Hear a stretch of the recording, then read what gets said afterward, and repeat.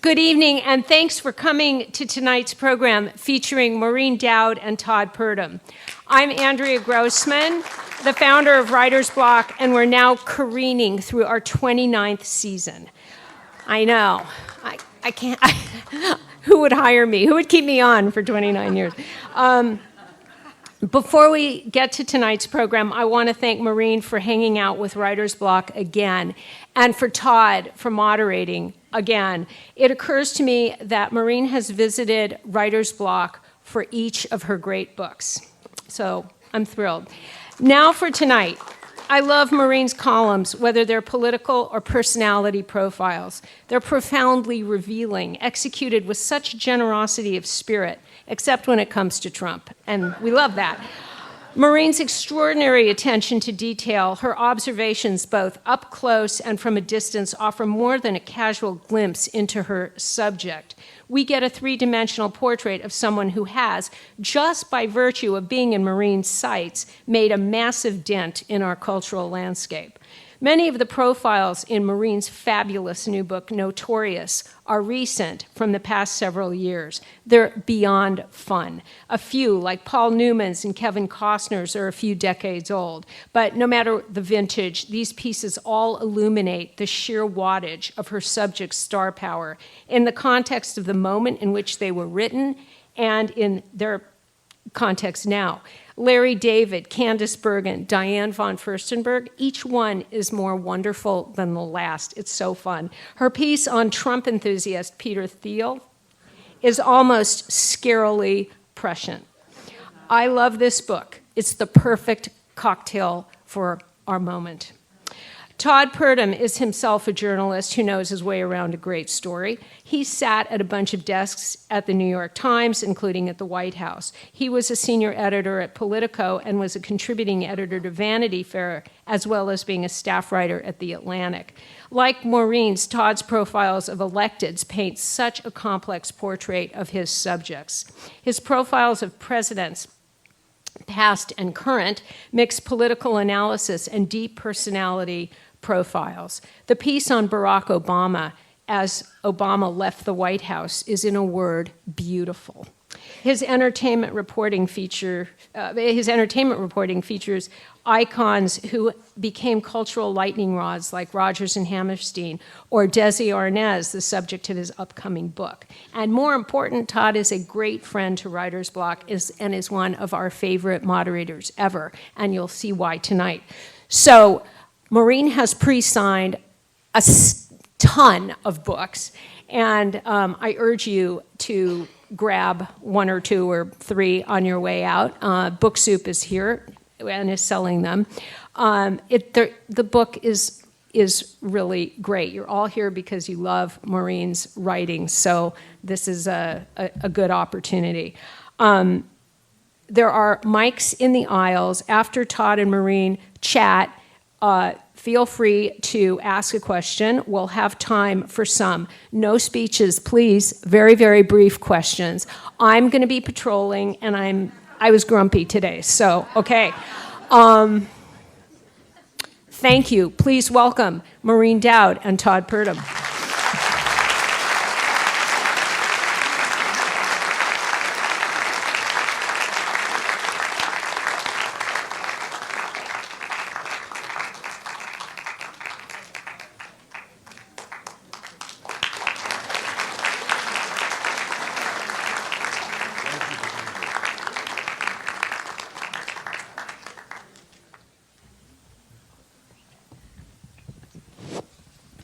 Good evening. It's so great to be here. Thank you, Andrea, very much, and thanks to Writer's Block. It is a great organization, and I'm so delighted to be here with my old friend. I was realizing the other day that I've known Maureen for 42 years, and she's known me for 33. It took me a while to get on her radar, because when she arrived in the repulsive orange newsroom of the New York Times, I was a frightened copy boy, and she was a star Time magazine writer who was coming and set the newsroom on fire. Within a year, she was off to cover the 1984 presidential campaign, and she wrote a famous story about whether Fritz Mondale and Jerry Ferraro should kiss. And arguably, political coverage in America has never been the same since. I still feel like a copy boy in her presence, but it's a thrill to be here. You may think you know Maureen as the author of gimlet-eyed profiles of the rich and famous and the politicians who've led our country over these past decades. What you may not know is she's one of the most generous people I've ever met. If you're sick, she comes to see you. If you have a baby, she finds the coolest present in the world. If your parents die, she commissions nuns and monks to say prayers in their memory in perpetuity. She plays the not-so-secret Santa for the whole Washington Bureau of the New York Times every year, and that means her Amex card is not always in complete working order. But she's also, the corollary of this generosity is her persuasiveness. She's certainly the only person I've ever known who got me on a treadmill after 2 martinis. But, and this book is proof of her irresistibility because she has gotten some of the biggest gets of our era to spend lots of quality time with her, quite often in their own homes and lairs, which is very rare these days for both politicians and celebrities. And I really commend the book to you because it's proof positive of her skill. So I just want to start, Maureen, by asking, what's your secret? Thank you, Todd. I'm so intimidated to talk about Hollywood in Hollywood.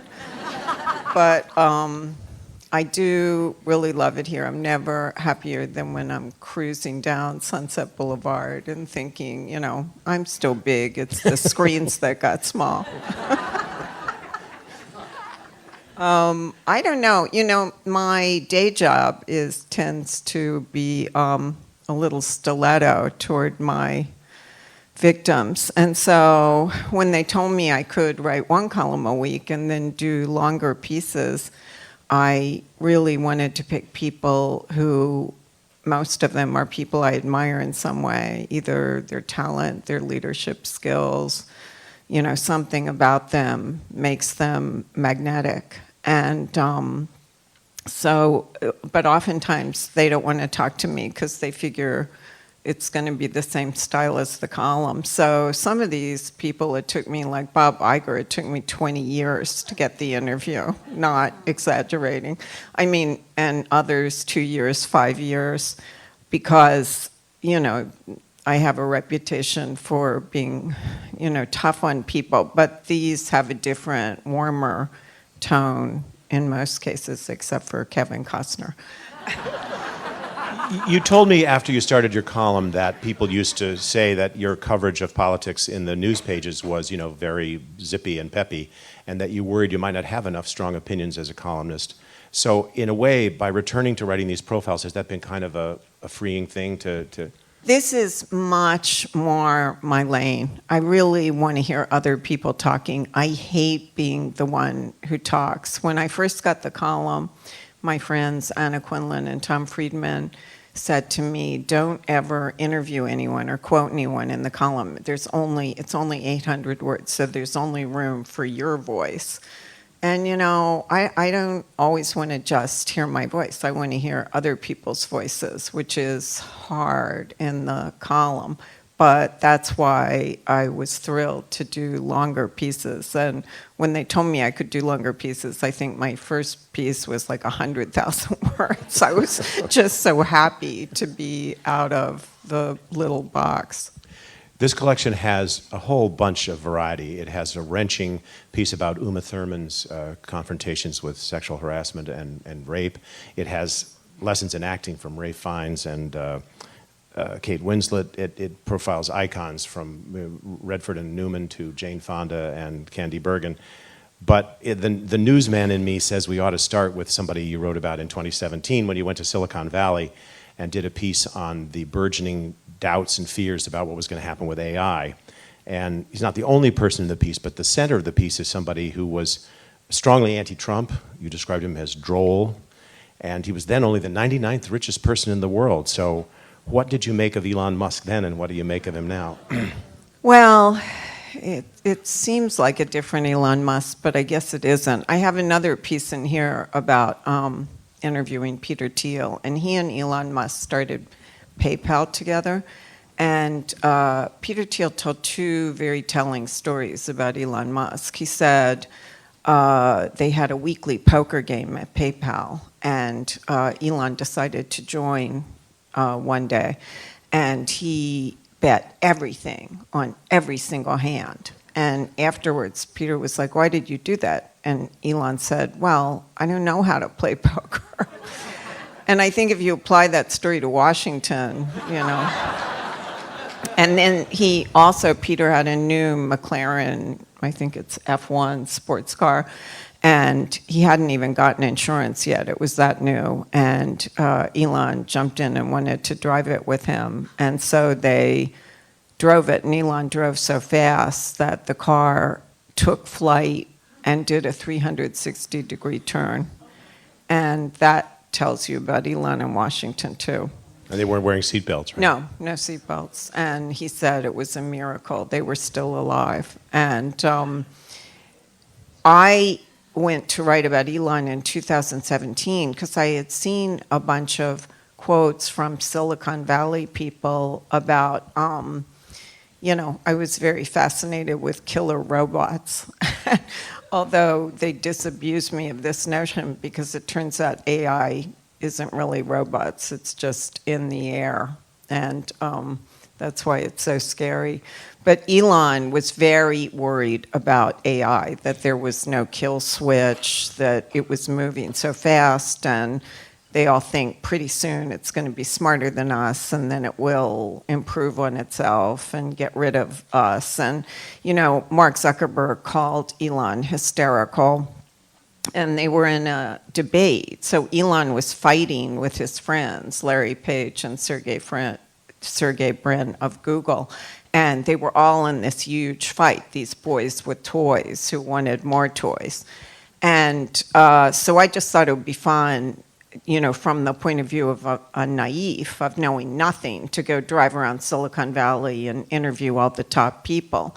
And so I went to OpenAI, which was Elon and Sam Altman. They started this company, and they started it to be an advocate for carbon-based beings. They were going to be the advocate for humanity, because all of their friends, the rest of Silicon Valley, had already decided that the machine overlords were coming, and they were, fatalistic about that. They didn't want to. And that's why Elon wants to go to Mars, because it's a bolt hole in case, AI takes over. Because Peter Thiel says, when AI takes over, it's going to be when it gets smarter than us, which is I would say it's in its teenage years now.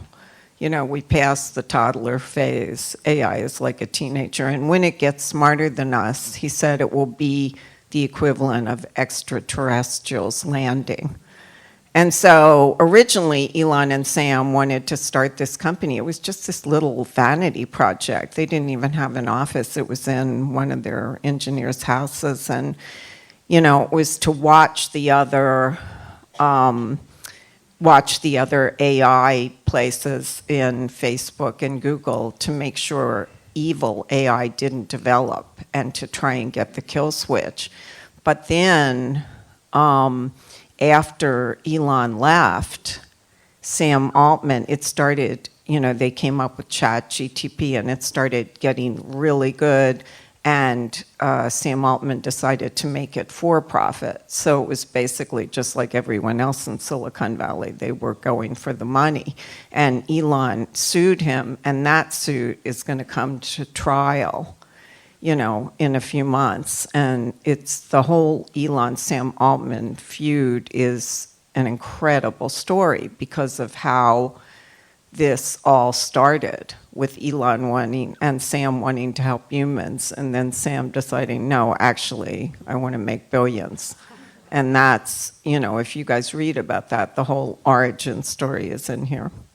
There's a quote that you got from Musk that rings very differently now than it did then. When he's talking about the dangers of who will control AI, he said, it's one thing, it's great when the emperor is Marcus Aurelius, it's not so great when the emperor is Caligula.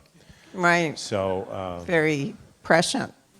Speaking of, but it's so funny because Donald Trump is so funny because he's 78, and he has Maggie Haberman wrote a story about how he has this very attractive young woman who follows him around, and she's known as Printer Girl, and he doesn't go online or any of this stuff. So he has a young woman who prints any positive stories about him out and gives them to Trump. So this is the guy who somehow has gotten, Silicon Valley to turn Republican, and they're now basically gutting and running the government in many ways. It's like a 78-year-old who has to have, emails and things printed out for him. And he's also, getting involved in Bitcoin. I mean, he's the most retro person in many ways, and he's dragging us back in many ways, but he's also a futurist. It's so bizarre. He has his own 3D printer. So he's not in the book, but you and I have known Donald Trump for a long time, and you spent a lot of time interviewing him in the run-up to the first campaign. Is there anything that's happening in these last 8 weeks that surprised you, or should we all have seen this coming? No, I mean, I have to say I'm surprised because he's developing different traits that I've never seen in 30 years of covering him. One of them is, just this new acquisitiveness and imperialism where he wants to own the Panama Canal and he wants to own Greenland, and he said he'll take it one way or the other. I mean, he was always sort of a dove. Like, his basic thought was, like, for North Korea, if you could have a waterfront property, or Gaza, that's what you should do. He wasn't at all, he loved military trappings, but he wasn't warlike in that way. And now everything is, he's going to take over. He took over Kennedy Center, he's going to take over DC. He's somehow taken over the Middle East section of Columbia University. I mean, just that is a whole new thing. And also, he's surrounded with people who are going to jump, at his merest command. Before, he had a lot of people kind of fighting off things he wanted to do and telling him not to do things. But now, everybody is on board with him. But the thing that is so disorienting, I mean, I was born in Washington, and it's like head spinning what's happening, seeing it gutted from the inside out. But the bizarre thing about Trump is one of the bizarre things is he has this wacky kind of Liberace side. Like, he has just redecorated the Oval Office, and he put all these gold cherubs up on the doors and gilt on the famous mantle you always see when world leaders are meeting. He made the TV remote gold, and he wants a chandelier, and they told him, you can't put a chandelier in the Oval Office. He wants like a Mar-a-Lago chandelier. And he's still kind of going for it. He put the Declaration of Independence under this blue curtain. I mean, he's spending all this time decorating and running down to Kennedy Center, and he wants to build some kind of ballroom pavilion and pave over the Rose Garden. Oh, he's doing that. Yeah, he's paving over the Rose Garden so women like high heels won't get stuck in the grass. And then he goes down to the Kennedy Center and makes this speech about how we need, he is going to get rid of the Kennedy. No, he's not getting rid of the Kennedy Center honors. He's getting rid of live recipients of the Kennedy Center honors. He wants to give it to Elvis and Pavarotti and Babe Ruth, and true story. And he was saying he'd really like to see Cats come to the Kennedy Center, which, by the way, was also George W. Bush's favorite play, he told me.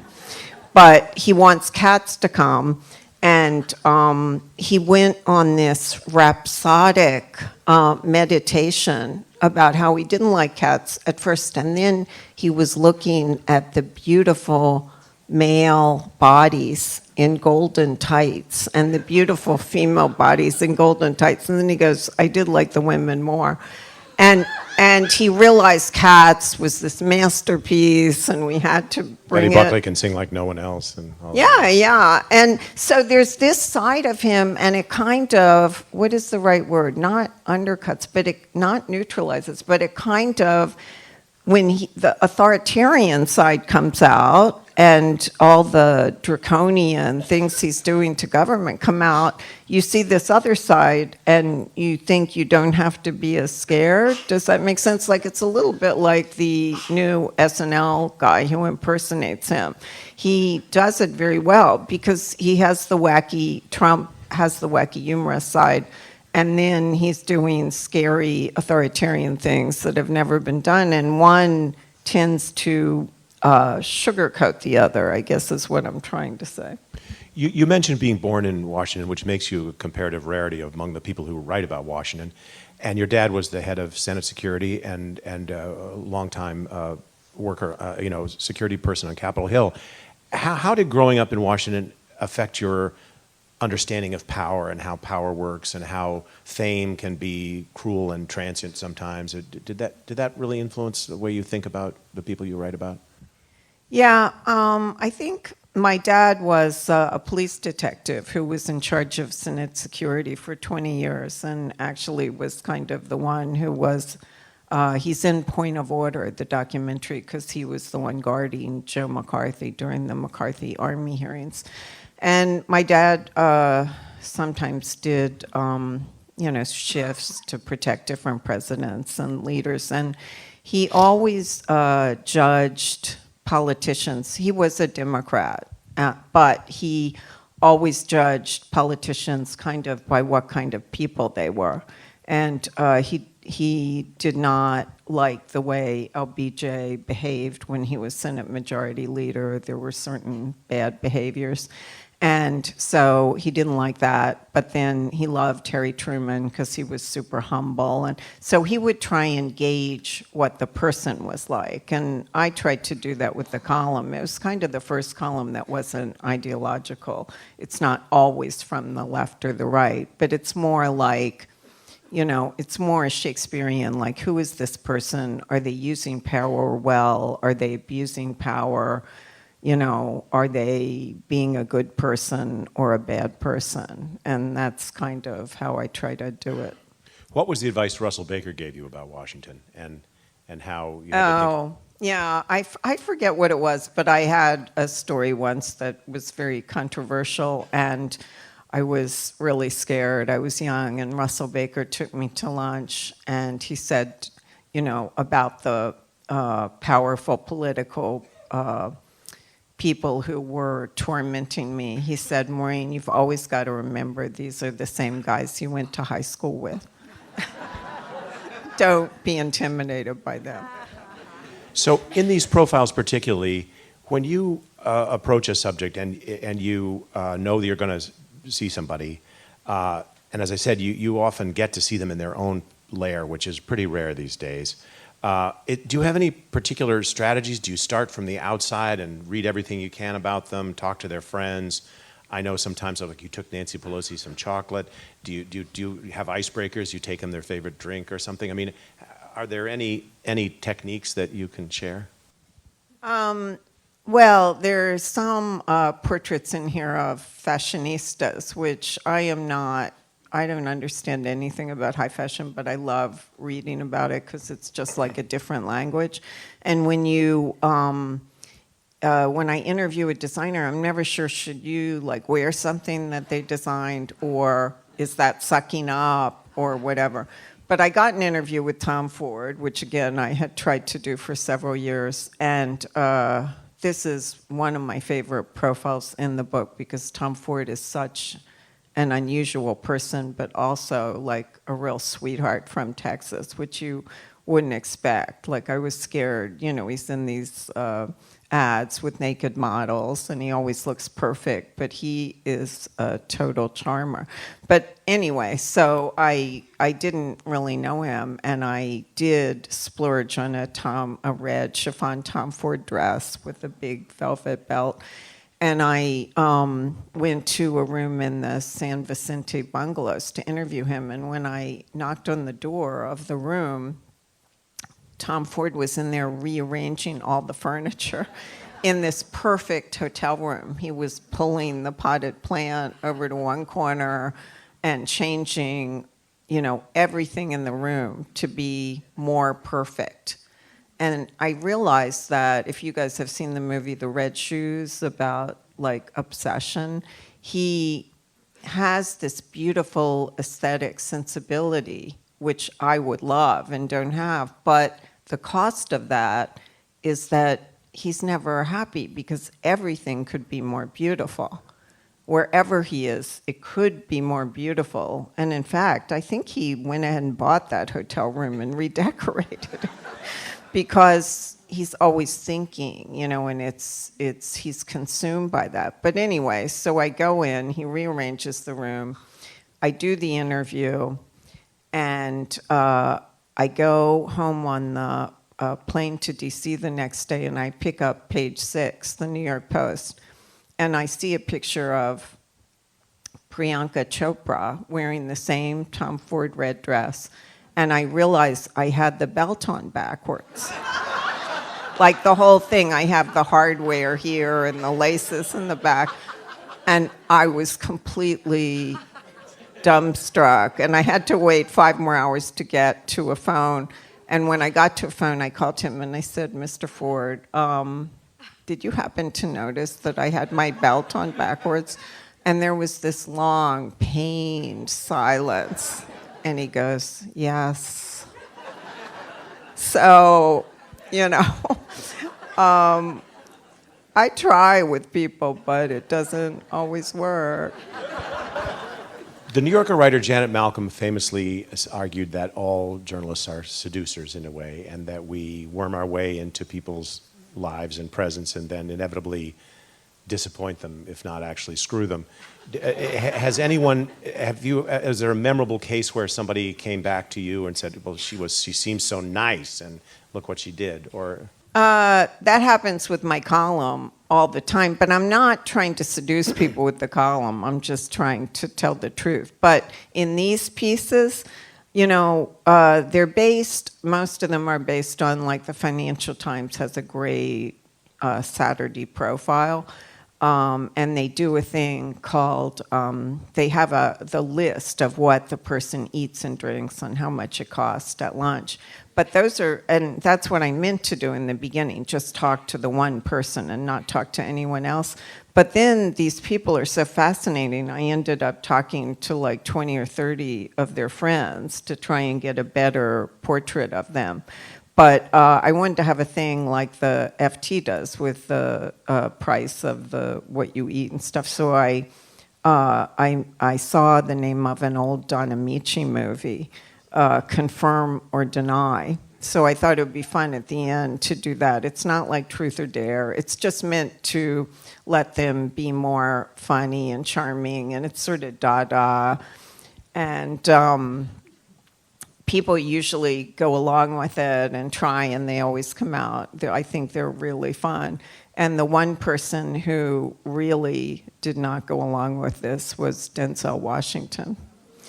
And he is an extremely guarded, I think he's absolutely brilliant, you know, but extremely guarded to do an interview with. And I was explaining about confirm or deny, and it's just kind of Dada, and it's really silly, and all this stuff. And Denzel Washington goes, if it's silly, why are you doing it? And he was looking at me with that Training Day look. And I go, you're right, Mr. Washington, it's so stupid, but could we just do a couple? And finally, he told me his favorite ice cream, and then we were done. You mentioned Kevin Costner, and you interviewed him at the time when he was really a hot flavor and getting ready to do Robin Hood, Prince of Thieves was coming out. And as you say, most of these profiles are very laudatory, but to borrow a phrase from Bill Clinton, you really did kind of cut him a new one. And what did he say to you when there's a wonderful thing he asked you, what were you going to do about the tape you were making of you? Yeah. Well, oftentimes, you know, I'll ask to interview someone if I have a crush on them, and I used to have a huge crush on Kevin Costner. This was, he was doing Robin Hood, Prince of Thieves, so I flew down to New Orleans. And, you know, it was going to be a total puff piece. All he had to do was talk for an hour, and I was just going to say how great he was. And so we left his wherever the set or wherever to walk to the hotel for the interview, and we were on this corner, and these two incredibly sweet older women came up when the light was red and said, "Mr. Costner, could we get a quick picture with you?" And it was like watching someone stomp on kittens. He just began yelling at them, saying, "Can't you see I'm in an interview? What's wrong with you? And we weren't in an interview yet.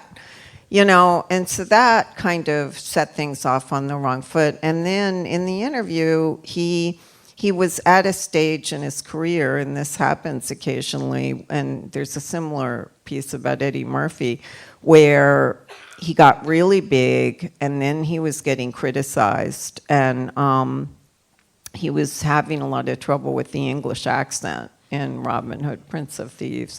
And he was also making JFK, which was very controversial. And he was just in a really, really surly mood, and he didn't understand why I had an interview alone as opposed to a group interview. And I was trying to explain it was the New York Times, and he didn't understand that at all.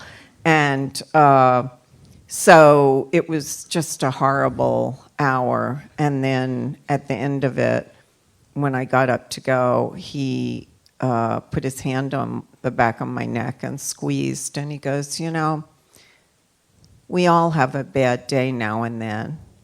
And I was like, "I didn't have the bad day. You had the bad day." And then he said, "Are you going to play this tape of me for your girlfriends?" And I said, "Well, I interviewed Paul Newman, and I didn't play that tape for my girlfriend, so I think I can resist in your case." But I still like to watch him, I think the reason, part of the reason I've always wanted to do these pieces is because, my brother, when I was 13, took me to see Hamlet in D.C. in the park, and I immediately decided Hamlet was my boyfriend, not knowing that he's the worst boyfriend in literary history, right? So, but I was fascinated, and then my brother would also take me to AFI at Kennedy Center, now known as Trump Center, and he would take me to see movies like Shane and American in Paris, and I became obsessed with two things. With Shakespeare, I became obsessed with, in the histories and tragedies, why do people become their own worst enemies? And I've seen this happen so much with presidents. At the moment they get into the White House and they should be confident and feel, basking in acclaim, all of these gremlins come out. And what I learned at AFI was, I became fascinated with that magnetic quality where some people can burn through the screen. And that gives you a lot of power. And it's analogous to the power in Washington. And Washington and Hollywood and now Silicon Valley are all capitals of illusion, that depend on ratings or clicks or whatever. So there are a lot of similarities. And when people get power, whether it's through talent or political power, they are under an enormous pressure. And it's fascinating to me to see, do they become their own worst enemies? And in the case of Kevin Costner and Eddie Murphy, they did. And in, many other cases in here, they didn't. They learned how to handle that, intense Maggie the cat on the hot tin roof situation they were in. You are a voracious consumer of culture, high and low, from Shakespeare to Friends to reality television, whatever. Do you feel that gives you a special leg up in writing and talking for the audience that you have at the New York Times, which is a very educated audience, but also an enthusiastic audience? You can talk like a regular person. Well, it's hard to believe now, but I was kind of one of the first people at the intersection of culture and politics. And I couldn't think of how to get politicians out of their speech chunks. Like if you asked them a question, they would just give you a pre-prepared tape.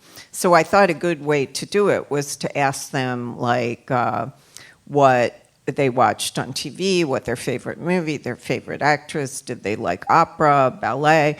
And, you know, they weren't expecting those questions. Now it's done with every candidate, but when I started doing it in the 80s or 90s, they didn't expect it, so they weren't able to just plug something in and repeat it. And, you know, it produced just a lot of funny things. Like George W. Bush, you know, I asked him what his favorite cultural experience was, and he said baseball. And his father, Bush Sr., told me, I said, have you ever, you know, seen a Ronald Reagan movie? And he was like, I tried to watch Santa Fe Trail one night, but I fell asleep. You know, but, and also he was like, about Shakespeare, it's too fat. You know, and he didn't like the ending of Bonfire of the Vanities. I mean, you know, it just lets you see them more as a person because they're not able to just repeat something they've rehearsed a bunch of times. But now that's become common in political writing. Well, that leads me to a question. You were the first person really to do so many of these things, but you've also, not intentionally, but there are a lot of imitators now. And do they bug you? What do you when you... I can't do those cultural quizzes anymore because they're ready for them. You know, now that everyone does it, I can't do it. So, you know, I have to think of other ways to get them. But that isn't a problem with Trump. He's not talking in a disciplined way about the issues. Has there been a big fish that got away, somebody you really wanted to profile and they just wouldn't bite, or they died before you could do it? Or is there somebody you really wish you could have profiled? I guess in terms of Hollywood, I would like to meet Billy Wilder. I mean, he was kind of, at the start of my career, he was here and kind of looking for projects, which is hard to believe he had to do. And I really would have loved to talk to him. And in terms of heartthrobs, I really would have loved to talk to Robert Mitchum. I mean, I just think there are a lot of people like Steve McQueen who are renowned for cool, but who actually were very insecure in person. And I think Robert Mitchum really would have been cool. Do people, I mean, people used to pay Al Hirschfeld to draw their caricature. Have people ever approached you to say, like, please profile me? And does that turn you off if they do, or? No, actually, once this thing got going, I would get calls from people because they saw that it was a forum where I was really, I think of it as like little impressionist portraits, and I try really hard to get a portrait that they recognize. And after I did Ray Fiennes, he emailed me and he said that was very disorienting to see myself. You know. Because he felt you got him. Yeah. And that meant a lot to me. But once people realized I wasn't just, you know, trying to attack or whatever, I was really, really trying hard to, it's like, I want you to know exactly what it feels to spend a couple of hours with these people. And once people realized that, some began calling me, which is great, because in some of these cases, I waited, honestly, 2 years, 5 years, 10 years, 20 years. Did you ever meet or interview a subject that you then suddenly felt, oh my gosh, I'm too close to this person, I don't really feel that I can write about them? Or only... Like, I was a little friendly recently. I've done Lorne Michaels and Graydon Carter, and I was a little friendly with both. Graydon and I started together at a time. We weren't friends, but, you know, I knew him over the years, and we did become friends. And it's very hard, because as Graydon writes in his own memoir, you know, people are so thin-skinned. He describes how Sue Mingers, the fantastic Hollywood super agent who I loved and Graydon loved, you know, he did a profile of her or something meant to be flattering to her, and they described her house as modest, and she went nuts. She had this adorable little house. Oh, where was that? Benedict Canyon or? Yeah. And she went nuts, and she kept saying to Graydon, modest, you know. And so you have to be very careful because you never know which word people are going to fasten on.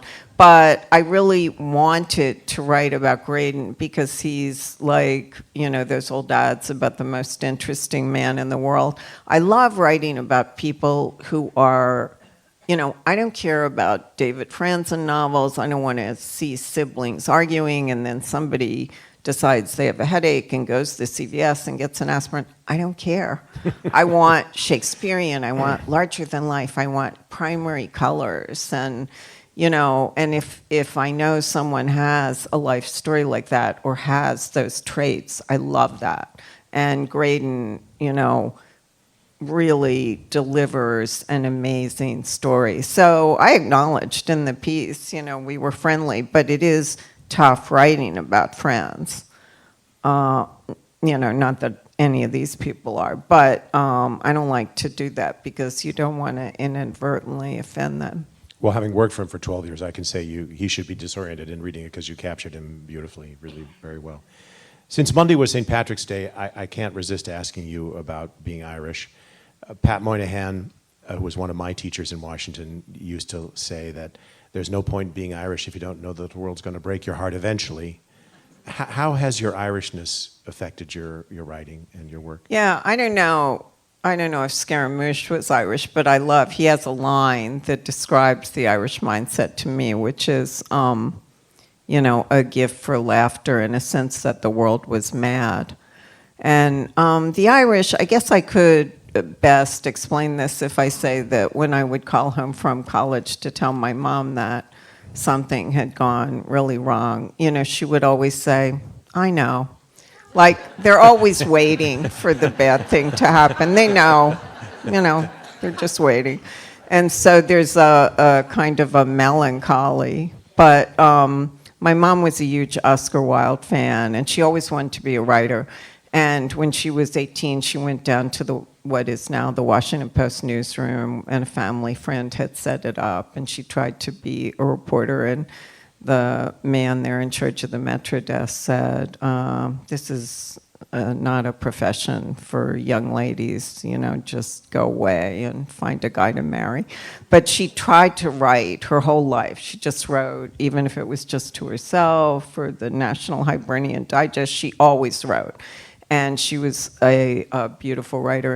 And one thing she did, I would come home to visit her, and there would be a letter, an official letter on the table from some congressman or the White House or something. And she was constantly writing to people. And she, when Reagan got in trouble once on a foreign trip, she wrote him and told him that it was okay. She still loved him, and he looked great in a tuxedo. And there was a form letter from the White House thanking her. And she would always write congressmen if they called Edmund Burke a British statesman and explain he was an Irish statesman. And the funniest one was one time I came home and she had gotten a letter back, and she had written to Al Gore because he was running, and I guess he was being criticized for not being sexy enough or something. And she wrote him a letter to reassure him he was sexy. And he had done a very good job shepherding the Pope around, you know, the country. And the funny thing was, it came back. She addressed it Honorable Al Gore, or Vice President. She had the exact address of his mansion. And it came back addressee unknown. So we knew that was a bad sign then. You put me on the phone with her once, I remember, and she was a wonderful storyteller she was talking about World War II in Washington and what things were like on Georgia Avenue. But she had this expression, don't bar the door with a boiled carrot. That was my dad. Oh, and what basically, this Irish expression works for every occasion. It's like never bar the door with a boiled carrot. I mean, think about it. Okay, we're going to have a couple confirm or denies. You live in a house that was JFK's bachelor pad. Yes, this is funny. So I live in a house where he lived when he was a bachelor senator. And every day a tour group comes by. And And the tour guide says, okay, this was the house where JFK lived when he was a bachelor, and then he began dating Jackie, and Jackie said, let's get out of this dump. And they moved down the street to the nice house that you see in newsreels. And so sometimes I just go out and I go, do you mind stopping before you get to the part about my house being a dump? It's not a modest house. Do you feel it's haunted? Are there ghosts? I did, I had to, they redid the, what do you call it, crawl space recently because there was a leak, and I did find a horseshoe. So I'm hoping that's good luck, but I guess that's not from JFK's time. You never know. The Phillies were probably... He did used to, the woman who lived next door to me, she's moved on now, but she told me he used to come over and ask her advice about dates. He would say, where should I take a date? Do you think the amusement park would be good? Or, just kind of like a normal guy who wanted to impress a date. It's funny. Okay, your father was booked on the Titanic but decided not to take the boat because his mother cried all night and didn't want him to leave. My father was 61 when I was born, and when he lied about his age on the birth certificate, right? Yeah, he did. And when he was a teenager, he did get a ticket for the Titanic, which left from Belfast. But his mother cried, stayed up all night and cried and cried and cried. So he sold it to a teenage woman whose hair turned completely white, but she lived.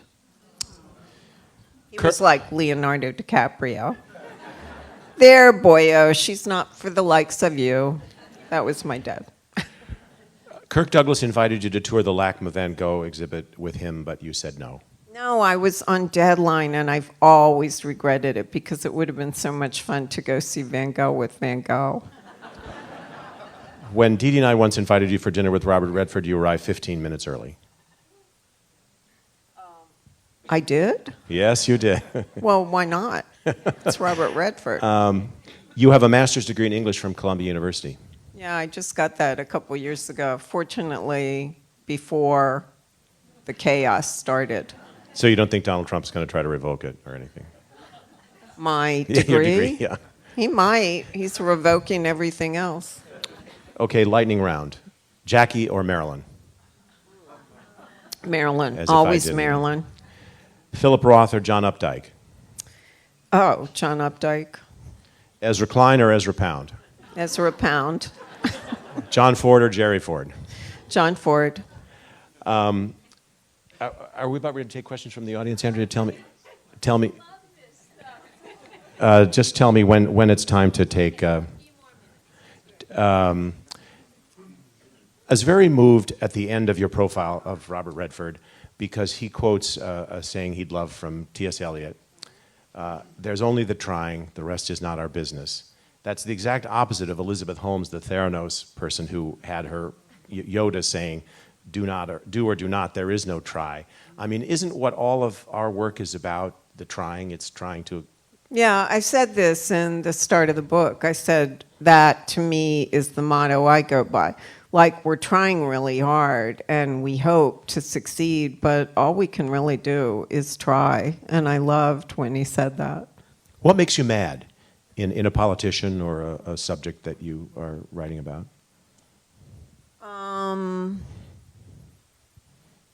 trying to think, I did get really mad about the Iraq War because a lot of very smart Democrats knew better and helped authorize that war. And I just think that war is such a tragedy, such a needless tragedy. But usually I try and not get too emotional because, I've covered like this cascade of impeachments and wars and everything, and you have to kind of not stay above the fray, but you can't get so emotionally involved in each thing. In 2016, when Donald Trump won the first time, I remember talking to you and saying how upset I was, and you said, relax, it's the story of a lifetime. And I said, so was the Civil War, but I wouldn't want to have to cover it. Do you think are we in really kind of totally uncharted territory in Trump 2.0? I don't know if I said relax. I said, You probably didn't. we have a dual nature as journalists. We have the part of ourselves that's a citizen, where you can get very alarmed about something, but we also have the part that's a journalist. And you realize you're covering something that has never happened in history, that is so wild and crazy, and you want to be able to convey it to the readers. So you can really love, a story that is really a bad thing for the country, if that makes any sense. I have a friend, Karl, who's our chief Washington correspondent, and he always goes, bad for the country, good for Karl, because some of these things are good stories. Do just a little bit about your techniques. You tape these long interviews, right? I did. I spent Jimmy Carter's 93rd birthday with him, and we had this incredible day. I went to watch him preach Sunday school, and we had a great interview, and at the end of it, I just pressed the wrong button on my phone and wiped out the whole thing. But fortunately, Sean McCreesh, my trusty former researcher, was with me, and he had his phone. But yeah, I still do dumb stuff like that. That brings up something I wanted to mention about your generosity. You have, these past 30 years as a columnist, had an extraordinary collection of young people who've worked for you as clerks and assistants, and a lot of them have gone on, including Sean, who's now covering Washington for the Times, to have great careers of their own. And you've always had a reputation at the paper of being generous to the young people coming up. Who were your mentors? Who mattered a lot to you in your early career at the Washington Star or at Time? Yeah, well, Mary McGorry, she was the liberal lioness and Pulitzer Prize winner. She was on Nixon's enemies list, and she was a very formidable woman. It was almost like she wrote with a quill pen. And we were on a lot of campaigns and things together, and I complained to her once that I hadn't seen her except at work. And so she calls me one day and she goes, she had this beautiful, deep, rolling voice, and she goes, all right, Maureen, meet me at the White House. We'll go to the Arafat briefing and then shopping. I think you described Mary, but most of the time it was like a much rougher profession then, especially for young women. And that's why, I used to study film noir vixens, not about the sex, but to figure out how to be formidable in dealings with men. And a lot of the editors, one time I almost got fired because the editor sent me out for beer and I brought back light beer. It was much rougher. Why did you want to be a reporter? Did you want to be Brenda Starr, girl reporter? I mean, were there models that you looked up to? I was working, after college, I was working in the tennis and swimming club of the Washington Hilton, the one where Reagan had his bad incident. And I was wearing a tennis dress to work every day and kind of meandering around, and my family had this intervention, and they're like, you're one of the first ones to make it through college, and you've got to do something better. We don't want you selling tennis balls to Kay Graham every day. So my brother got me an interview with a friend of his who worked at the Washington Star, and I used to type down, it was before computers, so like a reporter would call in from the Watergate trial on deadline. We were an afternoon newspaper, and I'd type down their stories. And it was a really, really hard, long climb. I started at the very, very bottom. Do you think that's partly why you have sympathy for the people? I mean, you really, truly, you're legendary in the paper for. Well, I was a clerk for a long time myself, and I know how hard it is to break into journalism, and I love helping people with their writing. That's one of my favorite things, and if I can help someone to do what I do and do it well, that's like a fantastic thing. Do you have a favorite piece in this particular collection? Is there one? You mentioned Tom Ford as a subject that you really liked getting to know. Yeah, the Uma piece was really hard to do, and it's interesting. I've had a lot of guys come up to me and say they read it twice. And it's a very unusual story because it starts with Harvey Weinstein, the usual thing, the bathrobe comes out, etc. But then it goes into a whole different trauma, which, she said to me, I'm doing this interview, and I think it's, Me Too. And she said, like Quentin Tarantino tried to kill me. And I'm like, what? They're the most famous since Alfred Hitchcock and Ingrid Bergman, auteur, actress combination. And she had this, but they're still friends somehow, but she had this really harrowing story of something that happened on the set of Kill Bill when Quentin Tarantino wanted her to do the stunt. And, in a car, and he changed the route and gave the stunt drivers the day off. And she did it, and she crashed, and she hurt her back and neck, and she felt very betrayed by Tarantino, and she spent 15 years trying to get the footage of this crash just to say, look, you were careless here.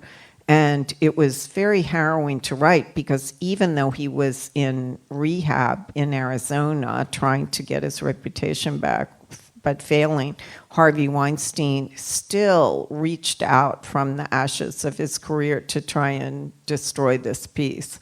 And he got a friend of his to take our fact-checking questions, and somehow he was going to publish first. And Uma is like an incredibly, what is the right word for her? I know she played the younger character in La Liaison Dangereuse, but she's more like the older character, and if she wants something, that thing is going to happen. And she said to us, don't worry, I will take care of this. And we didn't get destroyed by Harvey, and but he was operating at no strength, and he was still very scary. So it was the whole story was very harrowing, and I was really scared when it came out. And then 3 days later, Tarantino gave an interview to Deadline, and he said, yeah, I did that, and it was wrong. And that was a huge relief. I literally opened a bottle of champagne because I was like, if he had said the reverse, that would have been a horrible situation. But I do think that's a piece I'm really proud of, and I'm really proud of the origin story of OpenAI and AI, and I'm proud of all of them. And I think, I wasn't sure they would hold up, but I do think they hold up really well. They definitely hold up. When John Sununu was the White House Chief of Staff for first President Bush, he threatened, not to you only learned it later, but he threatened to destroy you if it took him his whole life. Yeah, he put a Lebanese curse on me.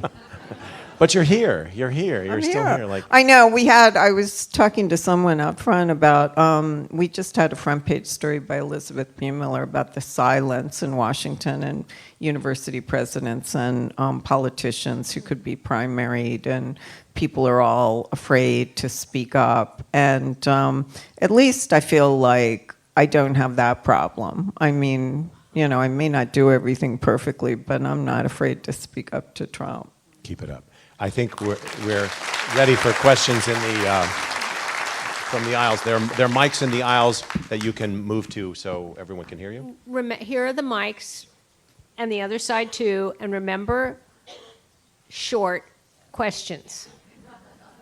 We have 60 votes to stop a filibuster. So.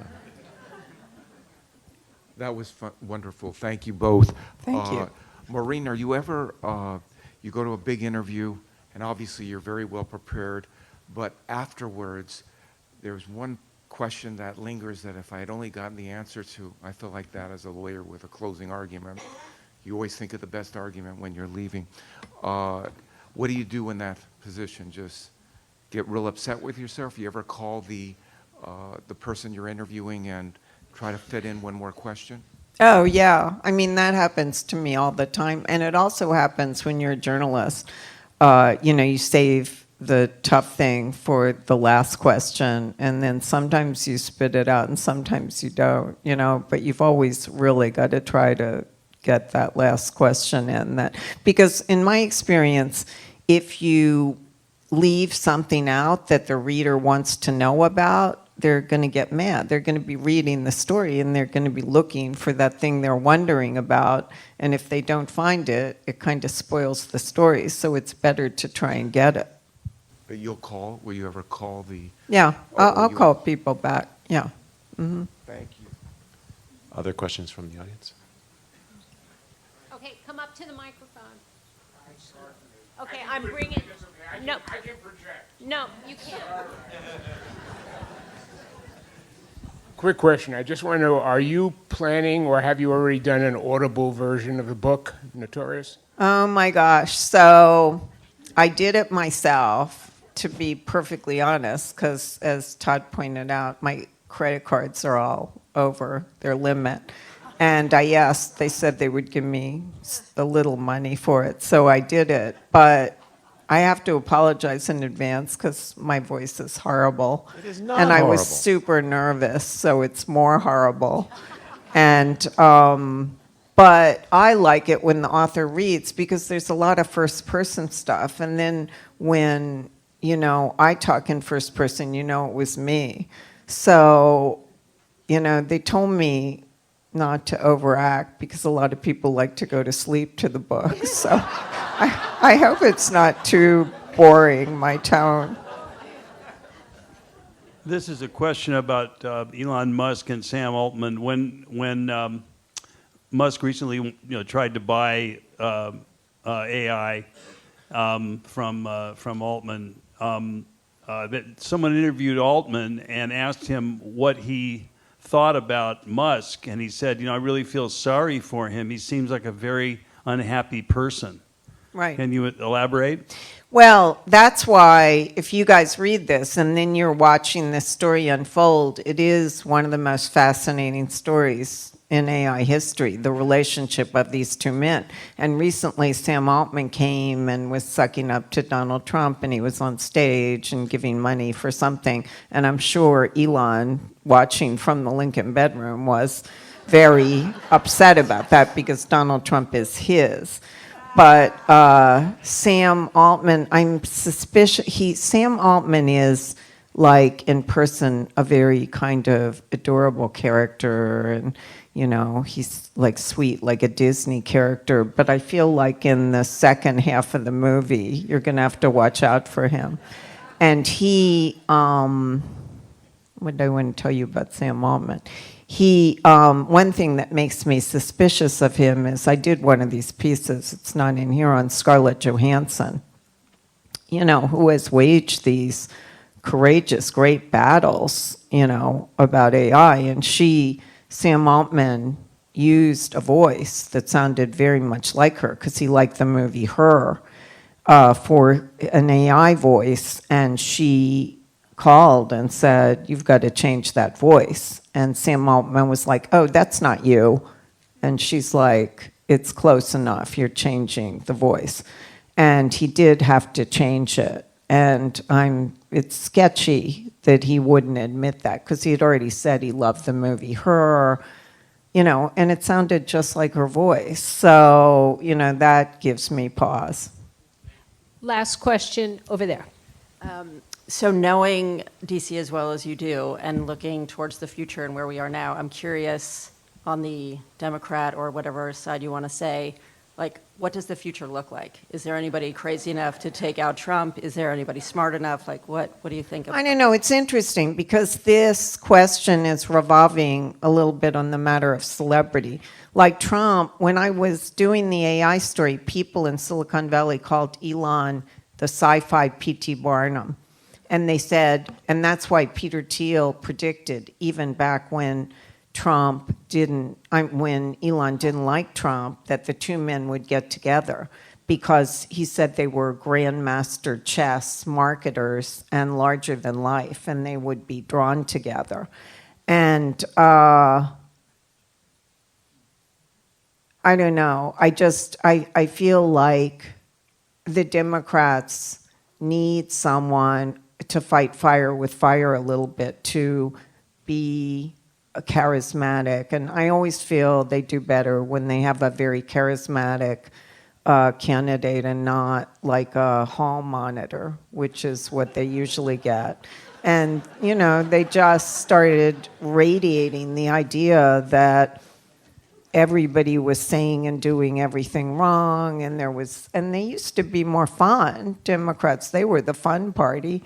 So, you know, there's a debate. They think that because Kamala had Beyonce and whoever, that it was a mistake for Democrats to, you know, consort with celebrities. But I don't know. I think the problem is basically it has to be, you know, someone who is not as so liberal and someone who has a huge amount of charisma. Like Josh Shapiro did an interview with Bill Maher last Friday, and I hadn't really heard him give an interview, and I thought he was really impressive. You know, I just think that you choose someone who is boring or lectury at your own peril. And in fact, when I first saw Barack Obama, I immediately went on the road with his campaign for a year because he had that. He could burn through the screen. I mean, once he got to be president, he didn't use it, unfortunately, as much as he could have. I always thought he was like Luke Skywalker with the Force. He had it, he just didn't like to use it, you know, to persuade people to do what he wanted them to do. He thought he should just say it and they should do it.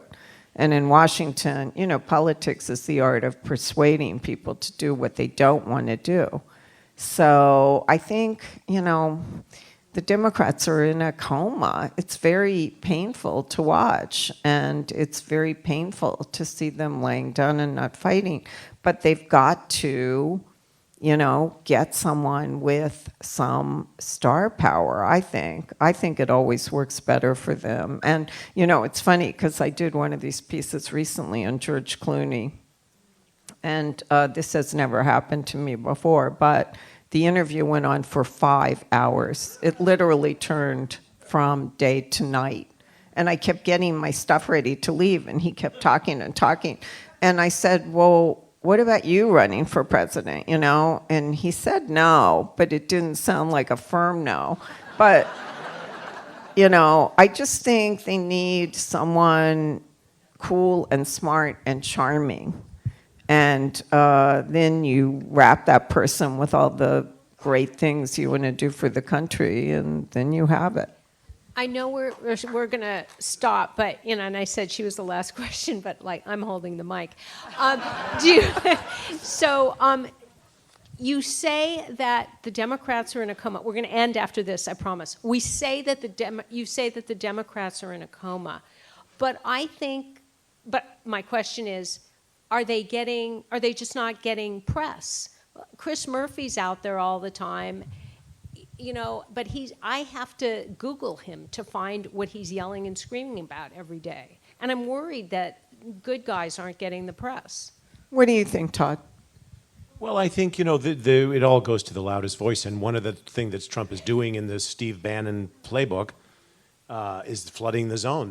Every day, you look at the New York Times, you can't keep up with every Sunday they run the thing now, what he did this week. It's overwhelming.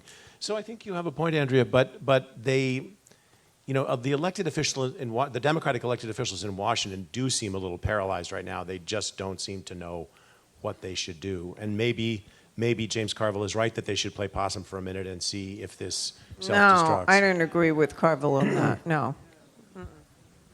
Okay. You heard it. No. Thank you. Thank you so much. Thank you both so much. Book Soup has a lot of signed copies. Maureen signed them all before. Thank you so very much.